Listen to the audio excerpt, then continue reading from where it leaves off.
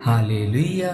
स्वागत है आप सबका मेरी भविष्यवाणियों की पुस्तक में। तो आइए हम आज के पवित्र वचन को पढ़ेंगे जो कि परमेश्वर के दास प्रेरित अंकुर यूसुफ नरूला जी के द्वारा लिखा गया है। पाप का प्रतिफल, जैसा कि दूसरा शमूएल अध्याय 12 उसकी 10 आयत में लिखा है, इसलिए अब तलवार तेरे घर से कभी दूर ना होगी, क्योंकि तूने मुझे तुच्छ जानकर हित्ती उरिय्याह की पत्नी को अपनी पत्नी कर लिया है।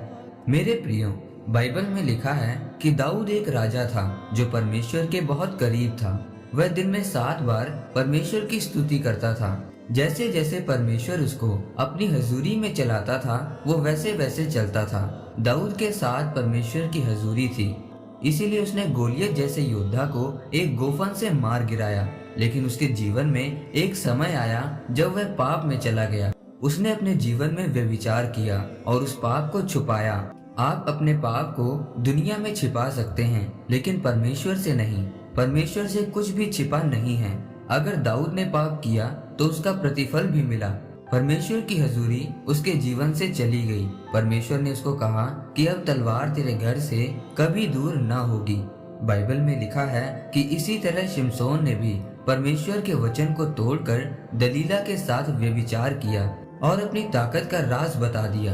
जब उसने ऐसा किया तो परमेश्वर की हजूरी उसके जीवन में से चली गई। अगर आप भी दाऊद और शिमशोन की तरह व्यभिचार में फंस जाएंगे तो इसका प्रतिफल हमें जरूर मिलेगा, चाहे जल्दी मिले चाहे देर से मिले, लेकिन उसका नतीजा आपको भुगतना पड़ेगा। बाइबल में लिखा है कि पाप की मजदूरी मौत है।